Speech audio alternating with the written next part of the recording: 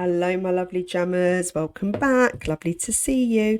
I just wanted to talk about the security scandal with Meghan and Harry in Colombia. I am currently away on vacation. I'm in the south of France. I'm not in Colombia. And I wanted to speak about the hypocrisy behind the security, and really just to go over what are the motives of Harry and Meghan? Why are they, and why have they visited two countries which are considered quite dangerous? Now, we all know that Colombia is, poverty stricken. So there are about 50 million people population wise in Colombia. 19.6 million people that live in Colombia are in poverty, and 6.1 million people live in extreme poverty, which is crazy, right? So we know it's quite a deprived area, and we know that, they're struggling. There's civil unrest. And when there's civil unrest, there is crime. And we all know that. And it's not saying that I think there's anything wrong with Colombia. My neighbours are Colombian, and that's great. But when there is civil unrest and uncertainty, I don't think it's a great place to visit. Certainly, if you've got a lot of money and you're a high target, I wouldn't consider going to Colombia, and I wouldn't consider going to Nigeria either. And then I got to thinking, hold on a second, how is it that he can visit these two countries, but he can't visit the UK? Doesn't that baffle you? For security reasons, he can't come to the UK, but you're happy to go to Colombia and Nigeria, some of the most dangerous countries in the world. Imagine that though. Doesn't that baffle you? Because it baffles me. So then it got me thinking, is this because he's trying to rub his dad up the wrong way? He's trying to make a big excuse not to come to the UK because he wants to upset his family. It's nothing to do with the danger that's lurking in the UK, because I'm telling you now, the UK is safer than Colombia, and it's safer than Nigeria. And for me, it just doesn't make sense. Highly charged places, you're going to be a target, right? And this is why the president of Colombia has come and given and paid for this crazy amount of security costing, according to my sources, don't quote me on it, over £1 million in taxpayers' money. Ballistic, crazy protection. You've got armed guards jumping out of cars, you've got soldiers everywhere, you've got bulletproof cases. Like, I'll show you this, for example. If it's just circled up here, this is a bulletproof briefcase. I mean, you don't need this in England. Nobody needs this in England because you're not going to get assassinated.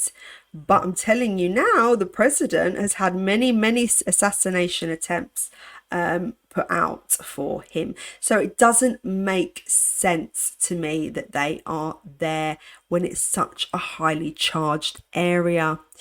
And the taxpayers are grumbling. They are grumbling away, the Colombian taxpayers, because why is it that £1 million is being spent?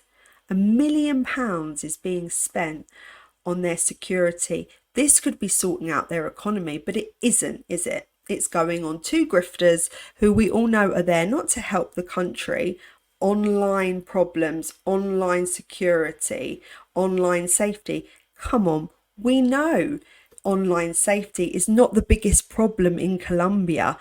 After all, we're also fully aware that they have housing crisis, limited housing. Look at the housing here. They're living in shacks. That a lot of people don't have anywhere to live. And they're going on about online cyberbullying. Oh, I mean, please, that's their last problem. That's right down on the pecking order. So the taxpayer is paying £1 million or $1 million. It could be more, it could be less. That's what I've heard.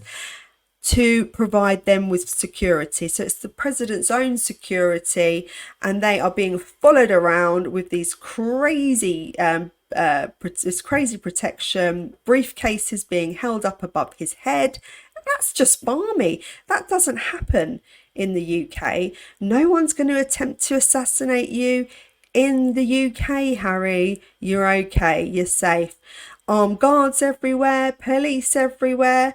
I mean, they're actually just ignoring all the other crime in Colombia by the looks of things. They're just all surrounded Meghan and Harry. So for me, I find it fascinating that they're even there, if they are so worried about security.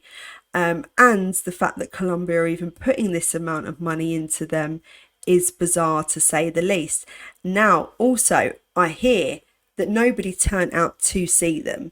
All this security everywhere. There wasn't one person, well, there was a few people, but there wasn't the amount of people that they thought would be there to turn up and see them in all their glory. They're not as famous as they think they are.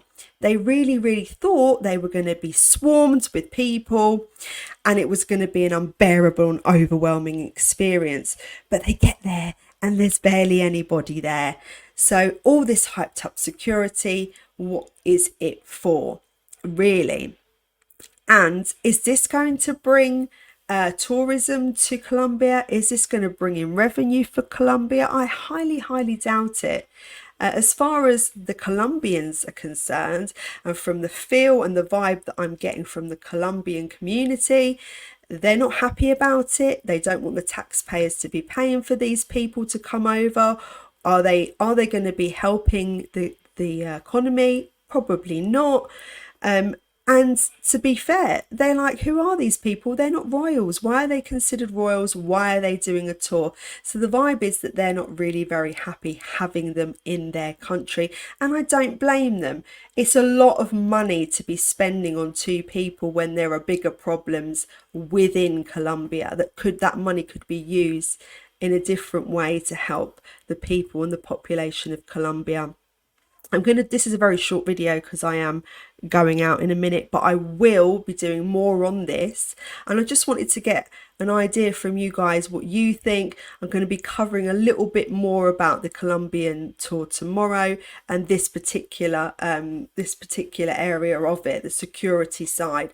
I do want to talk about it a bit more and go into a bit more depth, but leave a comment, share, like, subscribe, and I'll be back tomorrow with more about the security scandal and what they're actually doing there and their motives. Thanks for joining me, jammers. Thank you. Bye bye.